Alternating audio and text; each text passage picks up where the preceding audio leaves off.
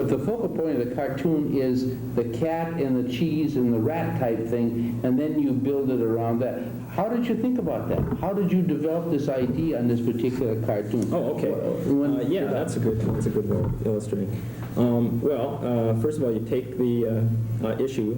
I took the issue that I wanted to make some kind of a comment on, and that was the cheese giveaway. Okay. It seemed like a natural, because I would think it'd be fantastic. Sure. Every cartoonist is now to do something like that. Because there are all kinds of things that, all kinds of images and symbols and stories and classic, familiar sorts of ideas that are associated with cheese and rat traps and catching mice and all the whole thing. Mice, cats. Field mouse and all that business, yeah. And you could get into a whole different area completely. Say, let's do a little brainstorming here. Okay, all right. Say we want to do something on the cheese giveaway. The first thing you do is break it down into its components. There's a number of things happening here that you might want to comment on. One is the fact that they're giving away cheese. Now, why cheese? Because of the, you do a little investigation, you do a little research, and you find out that it's because the government pays farmers to produce more than we need. Right. And there are reasons for it and so on, but you might want to make a comment on that. So that I would have done a completely different cartoon had I looked more in that direction. I might have done, something completely different. I might have done something of a farmer, doing something with a cow. Right. So I start to get these visual images: cows, farmers, cheese, milk, cats, mice, mouse traps, and one leads to another, to another, to another. And so what you do is you sit down and you just let your mind run free for a while. Think of all the different possible images that you might that might be related to this. And then after that, that's step one, then you start to think about how to use those images to say something. And so it's kind of another brick in the thing. What other images? Let's say we were doing a brainstorming here. What other images, for example, might be associated with this sort of thing?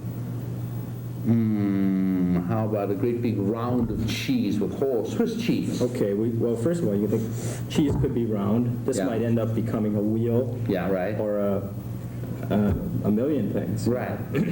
Or you could have Swiss cheese with holes. Yeah. With mice crawling out of them. Or whatever. Or whatever. Anyway, that would be something you would think of later. You would see, this is step one. Step one is just isolating the possibilities. Cheese. Another one is the American cheese, which is kind of funny because, and then I might make a note to myself, it's kind of funny because it's so bad. Yeah, right. Processed, artificial. Whatever. Right. And yet it's the word American, so that's political in itself. So somehow you could possibly do a play on words with that. Play on words in there. You could do something on cheese in the rat trap. Mold.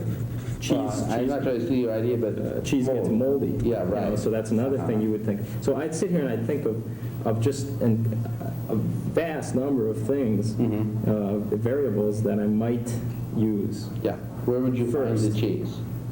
Where would you find it? In a refrigerator. Refrigerator, right. Okay, so you might have some way of using a refrigerator in a cartoon with somebody taking some cheese out. Or another thing, when you get to the mouse trap, which is a real obvious one. That's a pretty obvious one. That's pretty obvious. How are you going to cut the cheese up? I mean, there must be some way. There's you another reach your hand in there, you get your hand chopped off, or something, Right, or a cheese cutter. And that could lead to a cartoon where you have the people who are handing it out standing there with a gigantic knife or cheese cutter or something, and somehow using that as part of the thing with poor people, or using the knife for cutting cheese, and then something else that you would make a point with. So this is how you start with a brainstorming session where you isolate all these possibilities.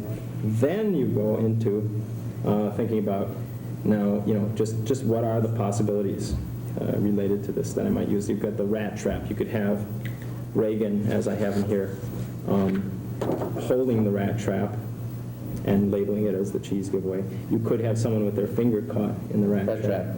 Right. It'd be a whole different story. Right. But the point is, you can only pick out one of these ideas and use it. And people always ask, well, I think you would run out of ideas. I don't see how it's possible to run out of ideas, because what you're doing when you come up with an idea is you're not trying to find something, you're trying to create something. Mm-hmm. So you have a great deal of latitude. Mice. At one point, I was thinking about Mickey Mouse and the fact that this is another Mickey Mouse government program.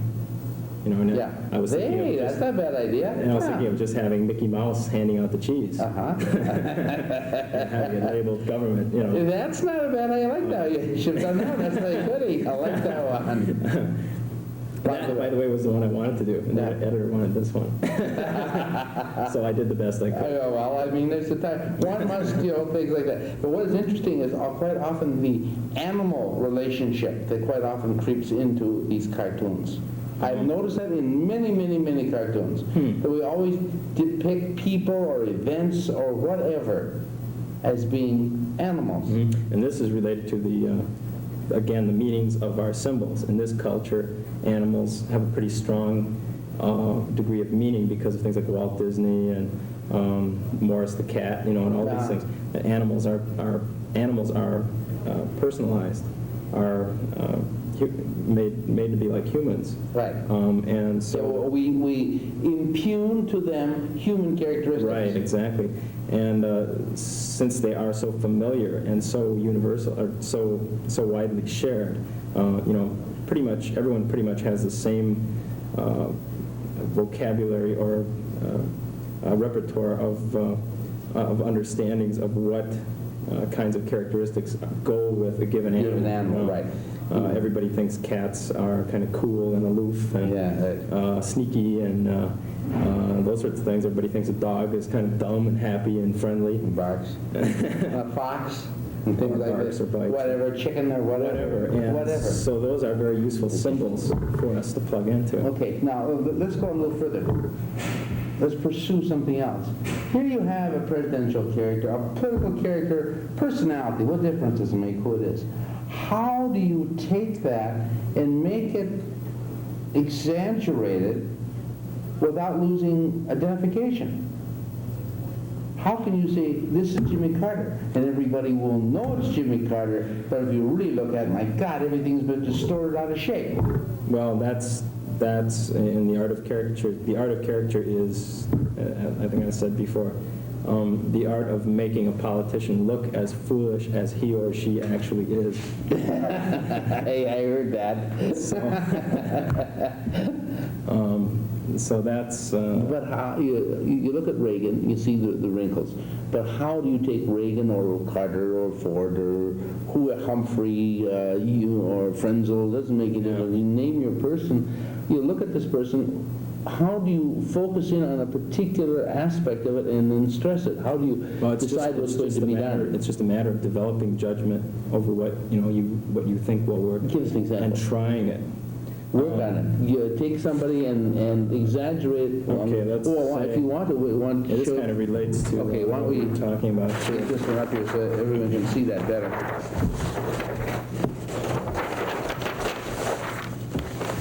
This was Jerry Falwell, a character of Jerry Falwell as a piggy bank, and Mr. Falwell is the leader of the moral majority, the extremely conservative, supposedly Christian group that is working very hard to eliminate freedom in America, so that everyone will do just what they want. The cartoonist speaking. Okay. And so I did this caricature for City Pages magazine in Minneapolis, and it was very difficult actually to make the caricature look like Jerry Falwell and also still look like a pig. Although the resemblances are obvious politically. Again, the cartoonist speaking. And even somewhat physically there. There are some little things that are hard to deal with. For example, Falwell has a wide face, a fat head basically, and a very long fat neck, so that his caricature usually looks, he has the hair which isn't too hard to do. And then he has that, this kind of thing. He has basically a very bland face and a long, thick neck. He has a big nose. I think that's a little bit exaggerated.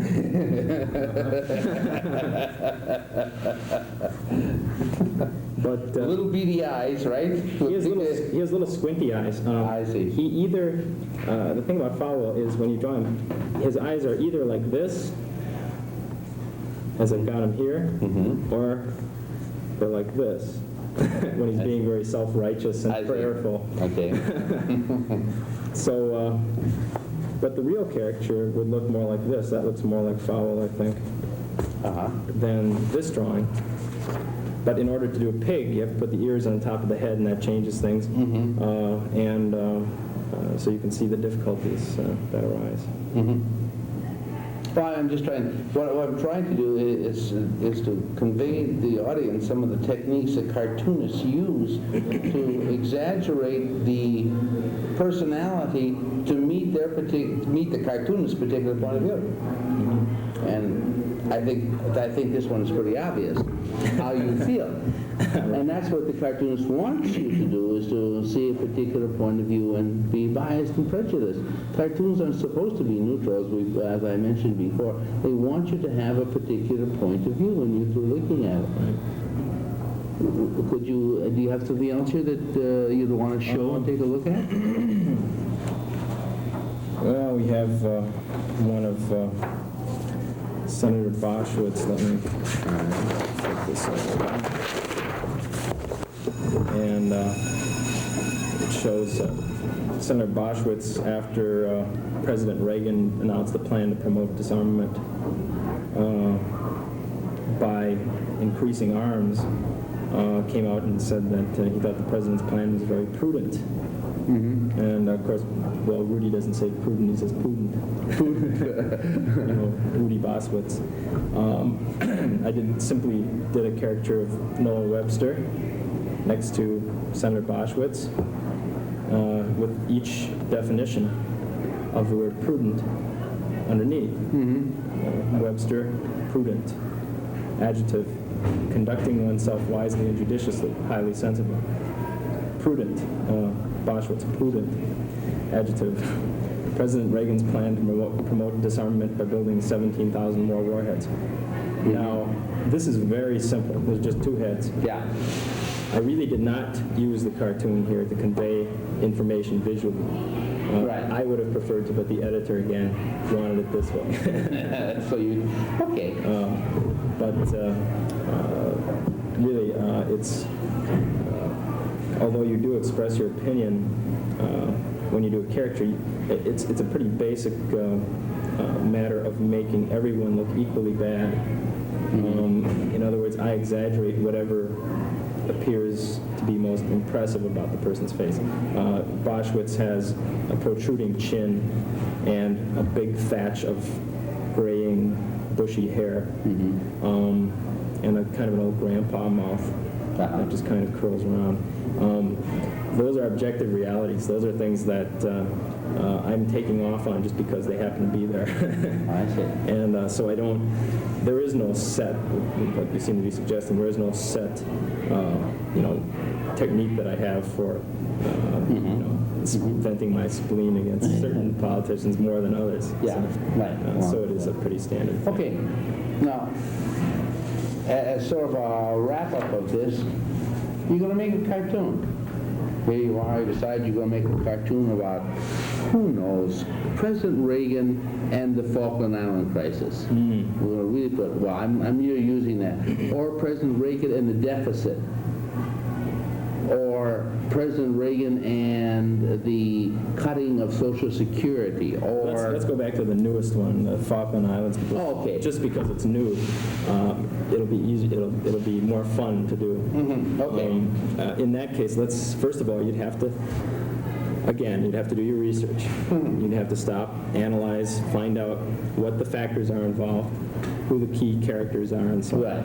Okay. In And other words, so- you have to do your background first before you can start doing the cartoon. And that's a good three. Right. That's a good 3 hours. At least. That's a good 3 hours. Good, I'm glad you said it. Now I can get some research into these people. Good. Okay, let's take the Falkland Islands. Okay, the characters, the main factors.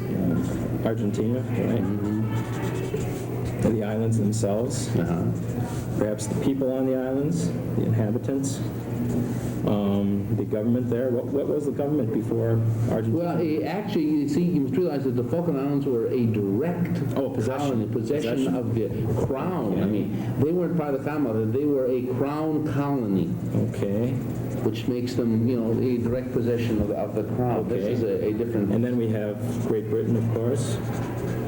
We have the U.S., especially Haig and Reagan, and military. We have the Soviet Union, and one of the main factors is that they are officially aiding, and that they're sending fishing fleet and observing, well, first of all, they sent their, how can I put it, their investigative trawlers there along with their fishing fleet. right, and aren't they also sending? They're sending Set the position of the nuclear. They're sending nuclear materials. Right, to Argentina. Argentina. Okay, here you go. You've got your basic. I think we've got. Sorry, for Britain, we've got the fleet. We've got the tradition, or the historical Background. That's a more objective term. The historical background. I can see something funny coming out of an old lion with no teeth trying to fight. I mean, Okay. the British Empire dying. But you see what you're doing here is you're jumping ahead to an idea, which is fine. Yeah. But if you were doing this on a daily basis, you would find that you have to get to the point where you can formalize it, and where you have to be able to sit down and do it. I see. So first I do this, then I would get into that point. I would go through these and just at random, whatever pops into my head. You say the lion, okay, we'll go right here. Britain, history, okay, the lion. Maybe with no teeth, and you could put that down. You might get some other ideas. And anyway, you go over each of these things, and you come up with your visual ideas about what represents these things. Then you go into, your analysis and applying these, working them in. So it's kind of an organic process. How would you represent each one of these, and how would you fit them into a picture?